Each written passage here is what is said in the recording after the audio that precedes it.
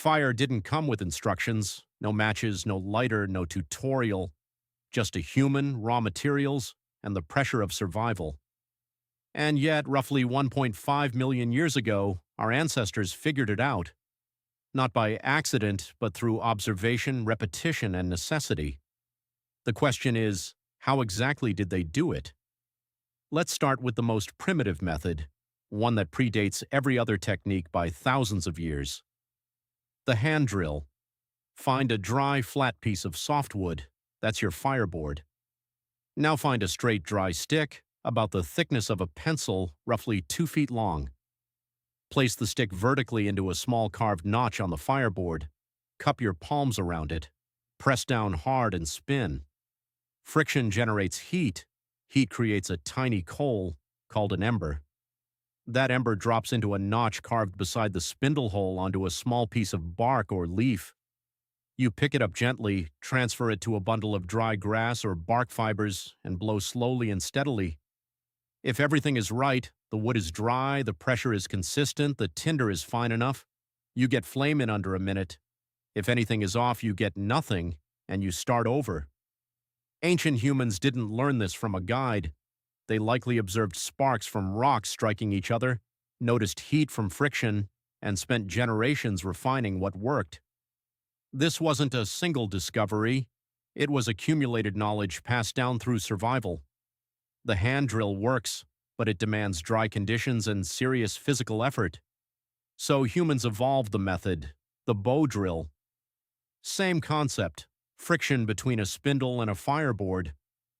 But now you loop a bowstring around the spindle and move the bow back and forth horizontally. The bow does the spinning work for you, faster and more consistently than your hands ever could. Archaeological evidence of bow drill usage dates back at least 7,000 years, found across ancient Egypt, the Middle East, and South Asia. Tomb paintings in Egypt actually depict this technique in detail. It was so reliable that it became the standard fire-starting method across multiple civilizations simultaneously, not because they copied each other, but because friction works, and humans are good at figuring that out. But friction wasn't the only path to fire. Flint and pyrite. Strike a piece of flint, a very hard, sharp stone, against iron pyrite, sometimes called fool's gold. The impact shaves off tiny fragments of pyrite that ignite instantly from the friction of impact. These sparks land on tinder and, if caught correctly, produce an ember. This method is faster than drilling. A skilled person can produce a spark in seconds. The problem is finding the right stones. Flint is common in certain regions, rare in others.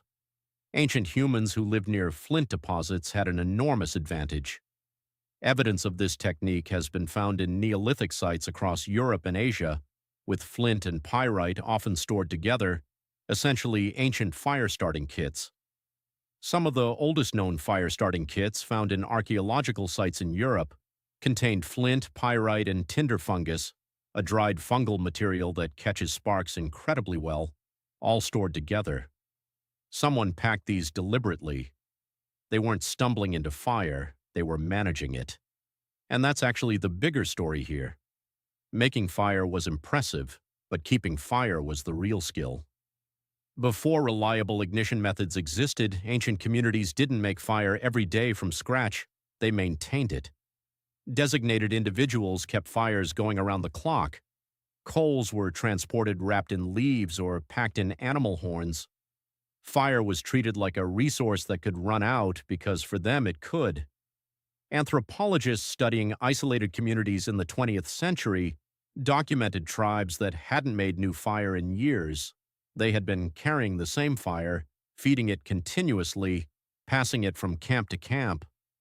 Fire wasn't just heat, it was protection from predators, a way to cook food, which made it easier to digest and unlocked more calories, a method for hardening tools, signaling across distances, and gathering communities together after dark. Cooking alone changed human biology.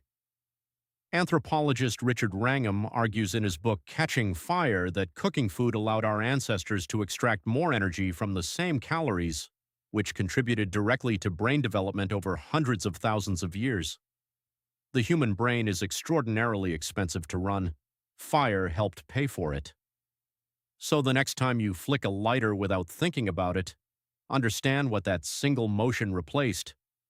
Generations of technique, physical effort, accumulated knowledge, and in some cases, the difference between surviving the night and not. They didn't have matches.